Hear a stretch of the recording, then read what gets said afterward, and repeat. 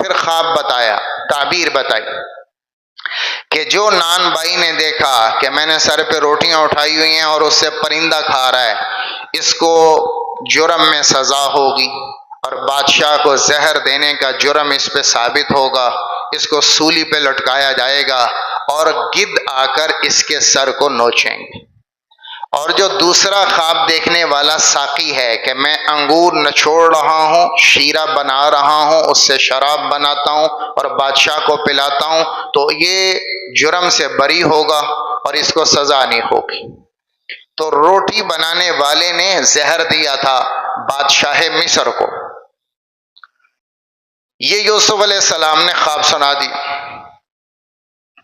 قضی الامر الذی فیہ تستفتیان، یہ جو تم نے پوچھا ہے اس کی جو تعبیر ہے یہ اللہ کے ہاں طے ہو گئی ہے کہ روٹی بنانے والا جرم ثابت ہوگا اس پر اور وہ تختہ دار پہ لٹکایا جائے گا، اور جو ساقی ہے یہ بری ہو جائے گا۔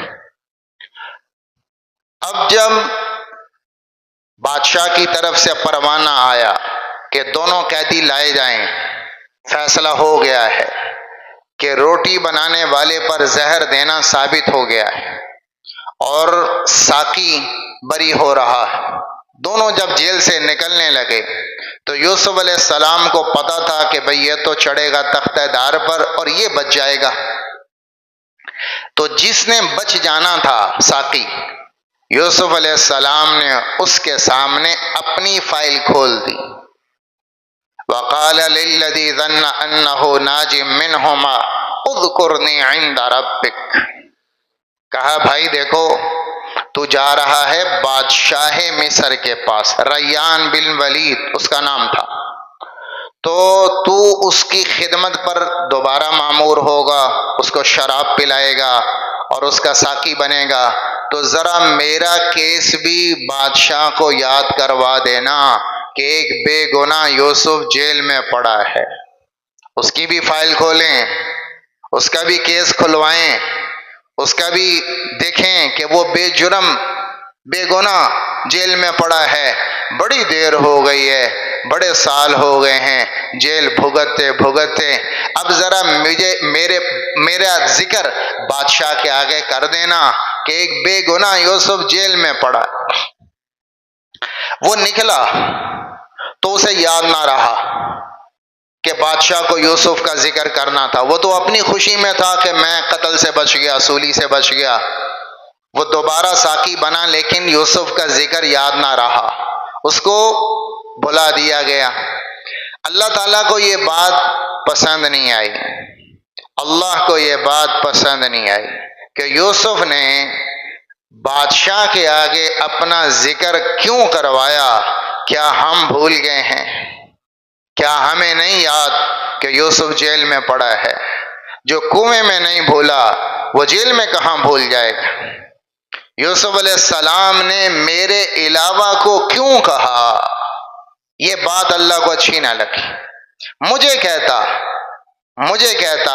کہ یا اللہ جیل برداشت نہیں ہوتی، اب بہت دیر ہو گئی، آپ نکال دیں، آپ جرم بے گناہ ہونا ثابت کر دیں، مجھے کہتا۔ اس نے بادشاہ کو کیوں کہلوایا؟ اس بات پر اللہ ناراض ہوا۔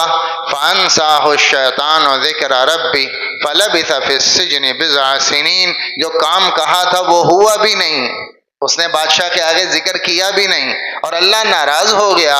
اس بات پر یوسف کو 7 سال جیل اور رہنا پڑا، 7 سال مزید سزا لمبی کر دی کہ ہمیں کیوں نہیں کہا، بادشاہ کو کیوں کہا۔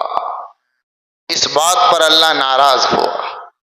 مجھے کہنا چاہیے تھا، مجھے حالات سناتے، مجھے اپنا دکھڑا سناتے، میں غافل ہوں؟ لا تحسبن اللہ غافلا اما يعمل الظالمون، مجھے کیوں غافل شمار کرتے ہو؟ میں سویا نہیں، میں غافل نہیں، میں عاجز نہیں، میں سوتا نہیں، تم سو جاتے ہو، میں حالات سے واقف ہوں۔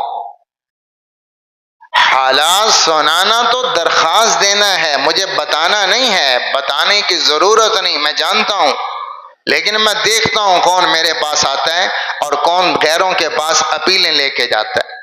صرف اتنی بات کہ بادشاہ کو کیس کھلوانے کے لیے کہہ دیا کہ ذرا میری طرف بھی دھیان دیں، میں بے گناہ ہوں، مجھے جیل سے نکالیں، میری فائل کھلوائیں تاکہ میری بے گناہی ثابت ہو اور جیل کی سزا ختم ہو۔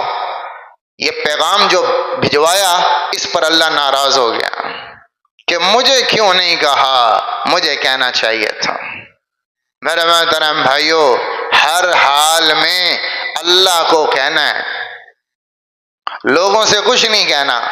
لوگ آپ کا دکھڑا سنیں گے، مذاق بنائیں گے، آپ کے حالات سنیں گے، مذاق اڑائیں گے، کوئی حل نہیں کرے گا، کوئی مدد نہیں کرے گا، بلکہ الٹا اللہ ناراض ہو جائے گا کہ میرے غیر کو کیوں کہا۔